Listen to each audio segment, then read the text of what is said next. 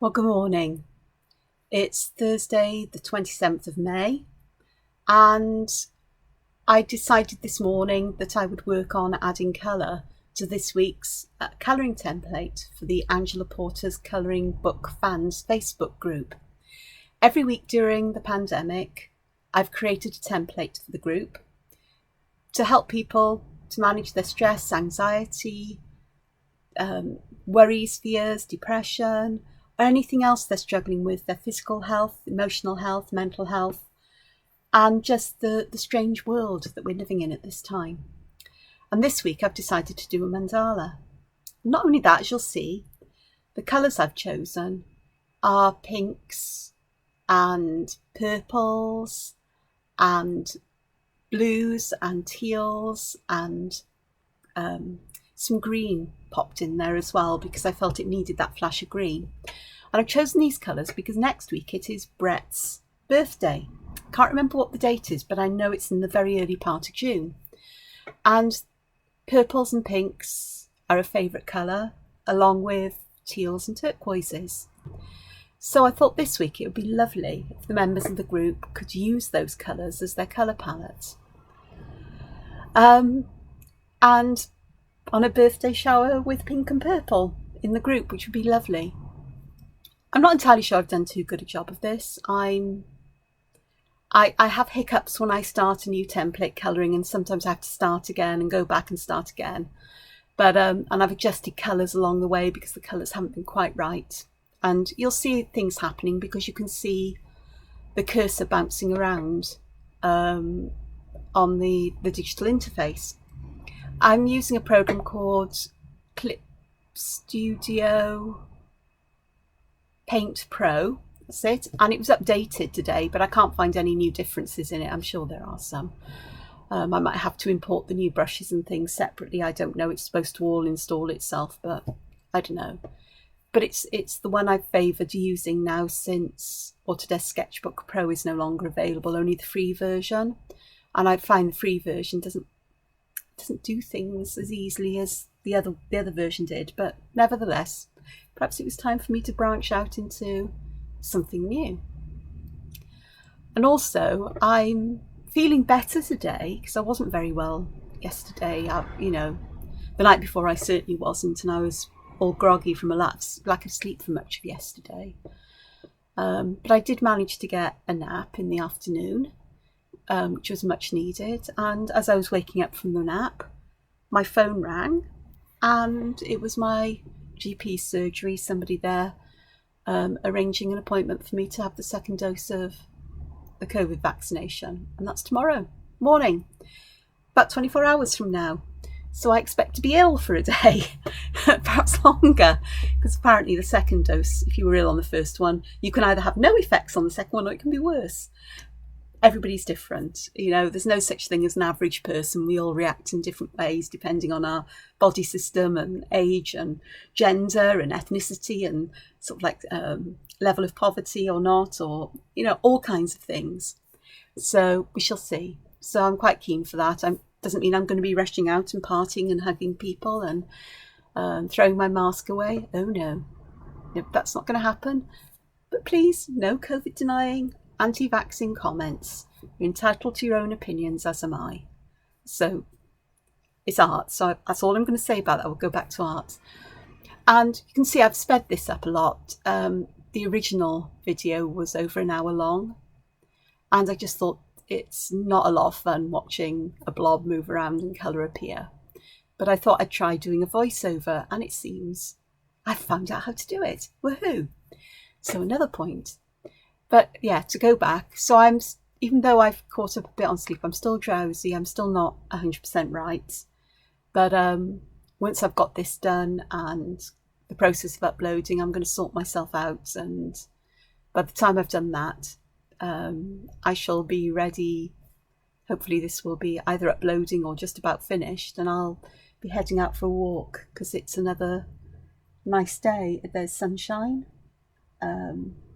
Some clouds scudding along in the sky, but they seem to be filtering. There must be some that's filtering out the sun at the moment, but it's lovely. And spring has definitely sprung. There's so much growth and flowers and things, and it's just so nice to be out in the air and seeing these things. It just makes me smile.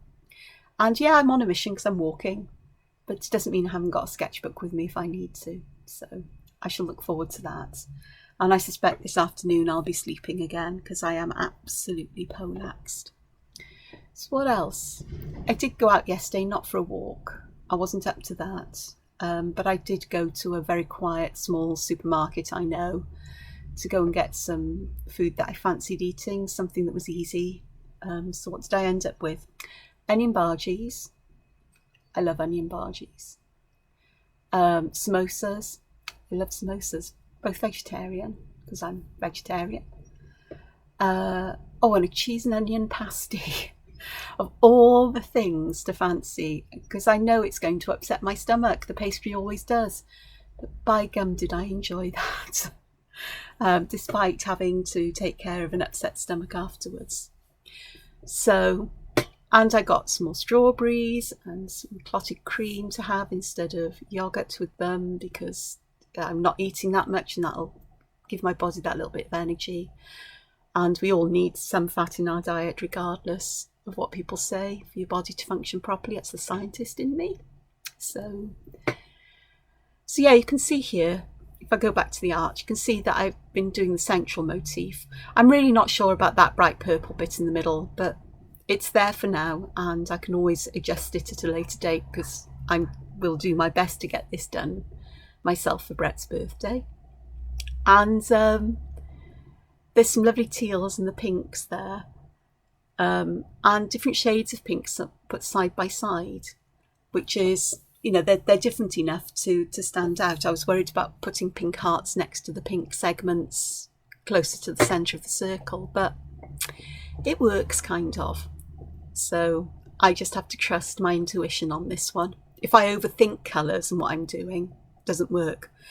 You can see here that this particular band, I'm adding shadow closer to the centre, and I'm going to create a highlight right on the edge so it looks like it's a curved, like half pipe or pipe there.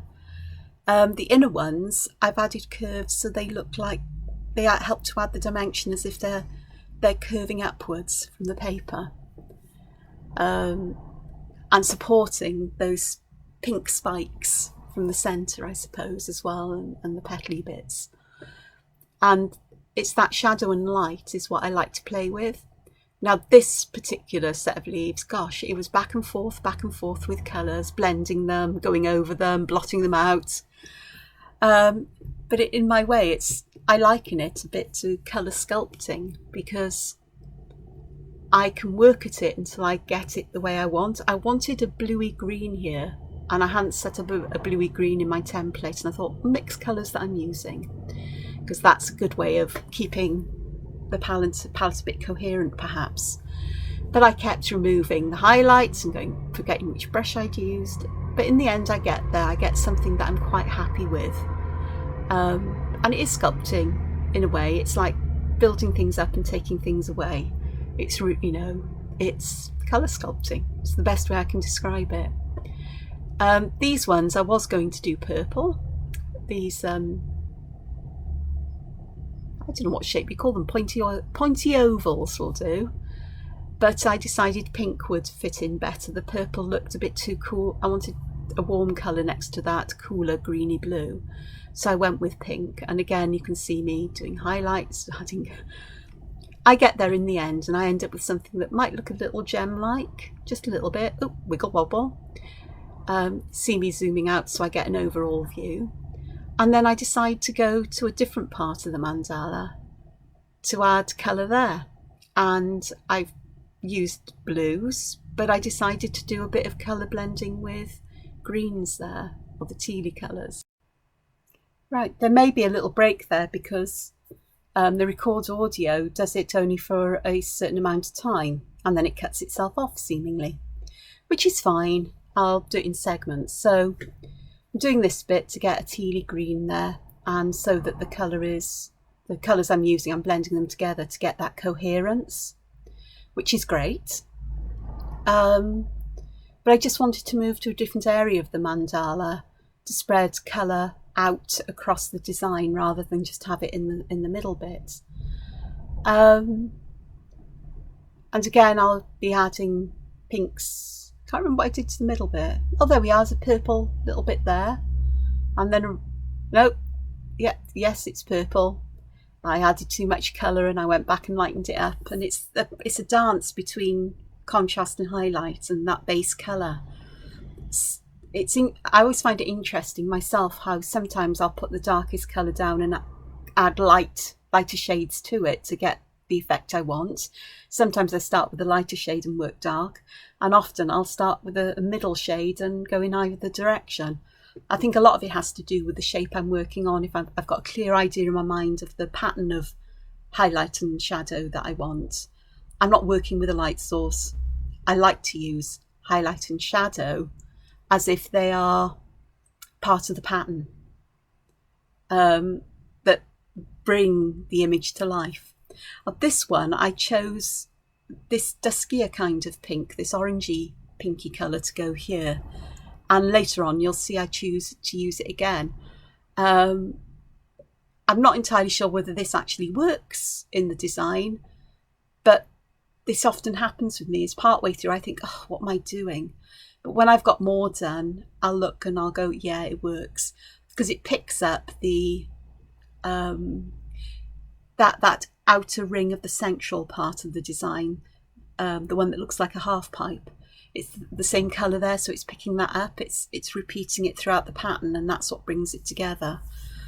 And you know, actually, it's beginning to look okay, really. And it'll look strange because of all the spaces and gaps, and it feels incomplete. It feels not right at this time, but it's, you know, it's going along quite nicely. So let's just see what happens. Trying to use a similarity of colour in each of those sections. They have got a different pattern to them, and that was quite deliberate as well in some ways. But I wanted to make sure they repeated across, and of course here I needed that extra layer there, so I went for a tealy green again, which goes with the central parts and so on. So then the next bit I do, is this bit. This was really nice to do, although there was a bit of back and forth. An unusual shape, and I decided to concentrate the shadow at the bottom and the highlight at the top. And it took a bit of doing because it's quite a small space, and I was forgetting to change the size of my brushes and back and forth with the kinds of blending modes that you can use. But I eventually got there, and I got that little squiggle of a highlight down the centre of it as well, just a subtle touch. And it gives it that feeling of like it's curved to the sides, which is nice. And then on the outside of that, I thought I'd go with that yellowy green colour. It's a nice colour combination. I know it's not the sort of like one of Brett's favourite colours, but it just, the whole design just needed something that was a bit different to my point of view anyway. So